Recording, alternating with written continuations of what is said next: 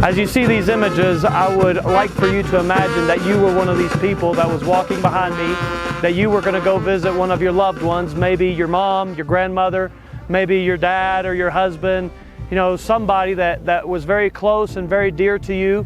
You have great memories of him or her. You've got great memories of the music they liked and the food that they liked to eat. You have great memories of the time that you spent together, but they passed away because of whatever reason. It might be sickness or age or whatever it might be, but they passed away and you miss them. You miss them a lot. You think about them throughout the year. Sometimes you'll even come and visit the grave. But at the end of the day, there's one special day, and that's November 1st, because that's what they call the Day of the Dead. And that day you'll be able to go and you will be able to enjoy all of these things with your loved one, because their spirit will come back and will dwell in that graveside for a little while you get to enjoy and they get to enjoy with you. They'll put food out on the grave and around the grave, be able to dance around the grave and basically enjoy this person again.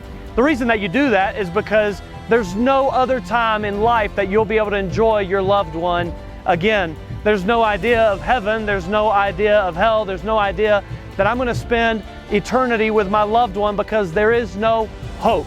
The only hope that's given is Jesus, but I don't know about Jesus. I don't know about His death, His burial, His resurrection. I've heard about the name Jesus. I know the name Jesus, but I haven't heard what He's actually done for me, and that by faith and through His grace, I can be saved and have a home in heaven with Him for all eternity. Imagine that you were one of these people, that you had never heard the gospel. Imagine that you were one of these people that the only hope that you had was to spend a little bit of time with your precious loved one here on earth, around their grave, eating their favorite food, drinking their favorite drink, pouring a little bit out on their grave so that they can enjoy it again. To be honest with you, it's a sad reality. It's a sad reality that there's no hope after death. It's a sad reality that the only thing that they know is this life. You know, Jesus rose from the dead. And 1 Corinthians 15 tells us that we will rise with Him as well. That one day we will be resurrected in a glorified body and we will praise His name forever. We will be able to know Him and be known by Him, and we will enjoy eternity next to His side. Death has lost his sting and the grave has lost its victory thanks to what Jesus has done. But they don't know. You know, people here in Arequipa, we've been here as a family. The Gardeners have been here as a family for over 30 years.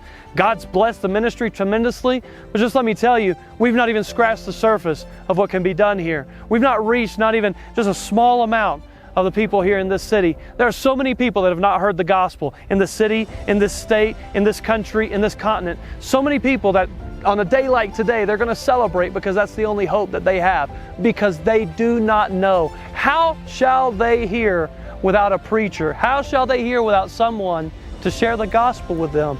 They will one day die, and they will one day go to hell because no one preached the gospel to them. And so I'm asking you that you would pray. That you would pray the Lord of the harvest, that He would send forth laborers to His harvest, that you would pray that God would raise up more laborers, that God would raise up more funds to be given, for churches to be planted, for preachers to be sent out, for families to come and do the work here in Peru, and that you would pray that maybe God would send you, and maybe God would send you to preach the gospel to these people, that God would send you to preach the gospel to people that haven't ever heard and they have no hope.